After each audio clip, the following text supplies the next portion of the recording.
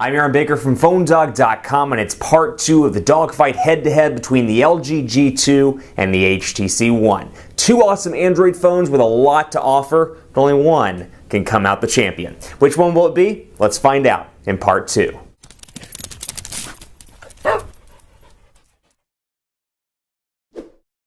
It's part 2 of a dogfight battle between the LG G2 and the HTC One, and like I said in part 1, I say this all the time, but there are some great Android phones out there, so like any other dogfight I've done in the past 3 months, this is an exceptionally hard choice to make, and I would advise you sit down, pick out the 5 things that are most important to you on a smartphone, and roll with those when you go to make your next mobile purchase, because you can't win them all. This has a big display, but it's a big phone. It has a big battery, but maybe you like HTC One's Sense 5 interface a little bit more. You can't win all around. You're inevitably going to find 3 things you like on one phone, 2 things you like on another phone, and you're going to drive yourself crazy. So instead, pick out the top 5 things that matter most to you. That said, we're rolling into part 2 of the dogfight between LG's finest and HTC's finest. And before I get too far into that, I'm going to thank my partners at Best Buy Mobile. We give you phones for free at PhoneDog.com, and that's because Best Buy gives them to us for free, gives them to us, see if I can say that, for free on the site at PhoneDog.com. When you walk into Best Buy Mobile, you'll walk out working. So whether it's your email voicemate, for example, or on the HTC One Blink feed, they'll make sure you walk out with all of that configured and ready to go versus spending time on your own, thumbing through paperwork trying to figure it out. It's part of Best Buy Mobile's walkout working program. Part 2 kicking off right now, and I talked about this in part 1 and actually ended with this in part 1, the personalization choices on these devices. Now, I hate to compare this to cars, but I compare this often to cars or clothing or fill in the blank with whatever it is you love in this world in terms of a hobby, but there are a ton of different choices, and it's very much a style preference when it comes to user interface. You may hate LGs and love HTCs. You may hate HTCs and love LGs. That's for you to figure out. But I will tell you this, we'll walk through some of it and take a look. One of my favorite things on the LG G2, the ability to change the on-screen buttons. This is really cool. Haven't seen this on any other device to date. So for example, you're coming from a Samsung device where you're used to the menu button being on the left side. Well, you can configure that in the G2 to get used to that. And then you can also come down here and change the theme of those buttons as well. So if I want them to stay white, I can keep those white. If I want them to be black, I can make them black, or I can even come down here and do black gradation and make them kind of curved. And I've got a bunch of different options here. I've got options for quick memos. I've got options to bring the notifications bar down quickly and easily. All very cool in comparison to other devices on the market, and really cool in the customization grand scheme of things, if you will. So you've got that screen off effect, a lot of just different cool things customization wise. Black hole here, we'll preview it so you can see when the screen goes off, makes the black hole look. Fading out is what I had it set to just a second ago, so I'll leave it on that. Font sizes and more, and conversely in the messaging application on both of these devices you have the ability to change the font size, the font bubbles, and more. So we'll come in here, for example, this is a sample message thread that I was sending myself back and forth. You can see that in action, and I've got blue and yellow here. So we'll come into this and go to settings, we'll go to conversation theme, and over here we'll go to notifications, and I'm sorry, we'll go to multimedia or text messages. Or is it general? I can't never remember. Let's go down through here. Background and colors. There we go. So backgrounds, for example, I can choose that, or I can go into colors right here and change around not only the background color, but the text box color as well. So we'll make it blue, for example, and you'll see when I come back out of here and click on a new one, the font, or the background rather, is black, and then I can say, hey, and we'll just send it to, for sake of sending it, 511. And we'll say, hey, and you can see that font color has changed. Over here, you got the option to change the wallpaper and the bubbles. So I can come around here and change the wallpaper if I want to. I can come through here and change the bubbles. We'll leave it on the ones that we had it on because I thought those were pretty nice.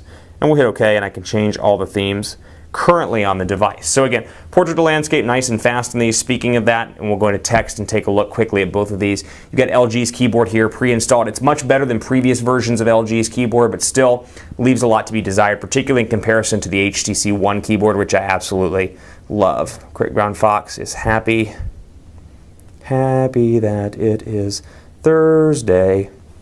Quick Brown Fox is happy that it's Thursday. Portrait to landscape, quick here on this device as well. 4.7-inch display, 5.2-inch display. I do notice the difference working with both of these on a daily basis. There's a noticeable size difference. That said, depends on your personal comfort level when it comes to a size of a display. Now, if you're taking a look at this up here on the LG G2, you may notice right up here a little odd icon. Well, when I click that, it brings that icon, or that application rather, out onto the main screen so I can run stuff in the background and keep messaging here, and I can change the transparency of it if I want to, so I can make it semi-transparent and continue to see what's behind that actual widget. This is Q-Slide. This is their version of multitasking, and while it is a little bit less organized than Samsung's alternative just in the fact that it doesn't equally take up the screen, you may love it, you may hate it. So we'll come into Quick Slide here, for example.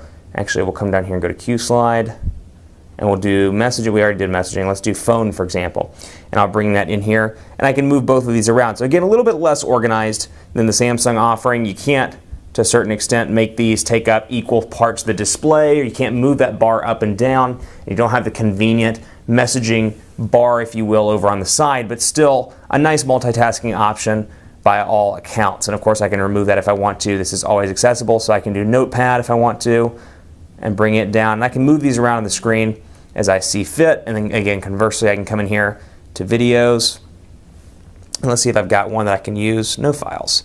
Do not have a video that I can use, but I do have that option to multitask over there. Now over here, what you got again is blink feed. I really like this a lot. I can come in here and go to my highlights, topics, and services. I use this on a regular basis, and actually PhoneDog is highlighted in HTC's blink feed, so I do like that feature as well. We can come in here, for example, to using our colleagues, our competitors. We can use CNET, for example, and we'll go back and you can see it'll update with CNET articles, just using that strictly as an example. So move up and down and access that stuff on the fly, making it quick and easy to get the news that matters most to you pretty quickly. Let's take a look at cameras here. 4 ultra pixel camera, 13 megapixel camera with optical image stabilization. I'm going to spoil it for you. Both of these cameras are awesome. I love the HTC One's camera. I've talked extensively about it over the months, but LG G2 continues to impress me all around as part of my 30-day challenge. The optical image stabilization works pretty nicely over here. You get a wealth of mode options, including dual camera, night, sports, intelligent auto, shot and clear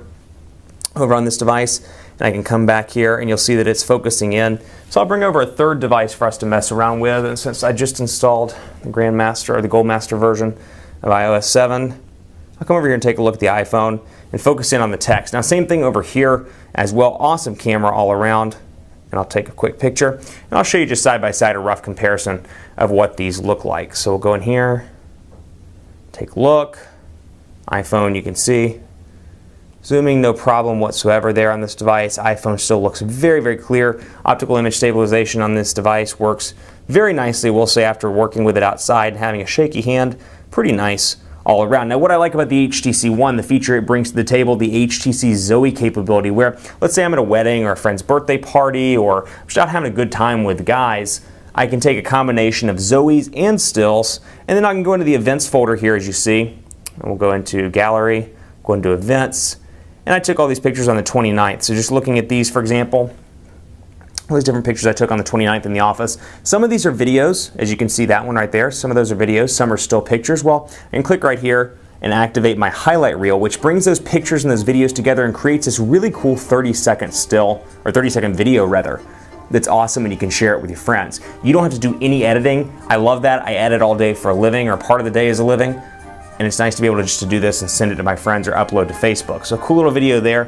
What you get over here really are the goodies in the camera itself. Again, very much like the Galaxy S4 here in terms of the dual camera option, and then of course all these different modes that you see here: shot and clear, dynamic to HDR, intelligent auto, time catch, shot rather, and more. So it depends on what you want to use in your camera. Honestly, both of these cameras are phenomenal. The slight edge goes, of course, to the LG G2 with its optical image stabilizer. So we'll go into speed test here, take a quick look at that on both devices. 4G LTE on AT&T, 4G LTE on Verizon. We'll make sure both of these are in megabits per second, and we'll begin the test and take a look. Talking really briefly about a couple of things here: battery life and display quality. We'll start with the display.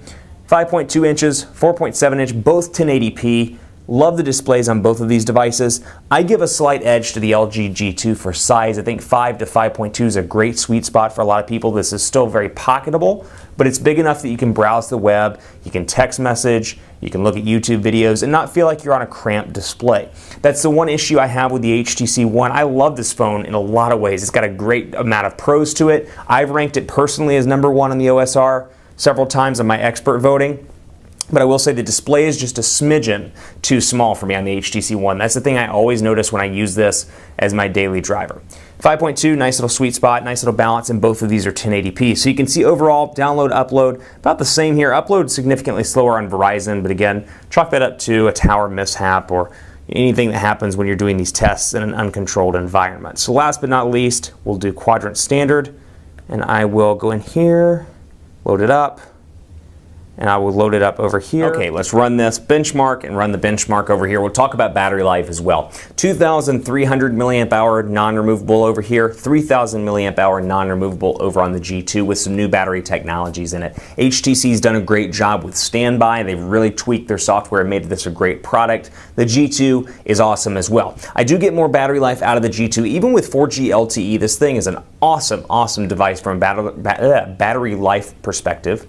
I'll say that 3 times fast. Battery life perspective, it's great. I mean, I get between 12 to 14, even 15, 16, depending on my moderate use of hours on this device between a charge. Over here, I get more like 11 to 12, maybe 13 if I'm lucky. So still not bad at all. But comparing these, for example, to the Galaxy S4 or the Note 2 or all the other devices on the market, this slots right in between the Galaxy S4 and Note 2 in terms of overall screen on, just juicing it up, battery lifetime. This is great because it's pocketable, so it's not as big as the Note 2, but it's still got a nice battery. And for me, I told you at the beginning of the video, list out those top 5 things. For me, a top 5 is battery life, probably number 1 or number 2. So nice to have that over on the G2. It's still good on the HTC One, don't get me wrong, but not as good as the G2. 12,963 over on the G2, 12,502 over on the HTC One. So it's faster on the G2, but not nearly as fast as you might think that it would be. Now, in conclusion, it's tough here because, you know, these all have pros and cons, and again, you got to find out what's most important to you. Here are the pros of the G2. Great size display that's 1080p. 4G LTE connectivity and availability on multiple carriers. Like the power and volume rocker buttons on the back. I think it's innovative. It fits really nicely with where your hand sits, and this is really cool. Just a cool little feature to boot. The downside is LG doesn't have quite the market share in the US that even HTC, at least with high-end smartphones, that even HTC, Samsung, and Apple have. So it's going to be a tough sell in some aspects. Also, the downside, this may be too big for some people at 5.2 inches. And it's plastic, so some people may not like that. Pros here, metal. Cons, smaller display. Pro, 4G LTE, much like this one. Con, slightly lesser camera in comparison to this with its optical image stabilizer. The winner of the dogfight is the LG G2, but I emphasize this over and over again, very much by a narrow margin. Unlike the dogfights of 2010, there's no phone that blows another phone out of the water. Honestly, when these are being compared pretty much head to head, it really is a tough call, and it depends on what you need in a device. Keep it locked on the site for more. I'm on Twitter at phonedog_Aaron. I'm on Facebook at facebook.com/HiAaronBaker. I got to get out of here before I run out of time. Thanks for watching. I'll see you next time.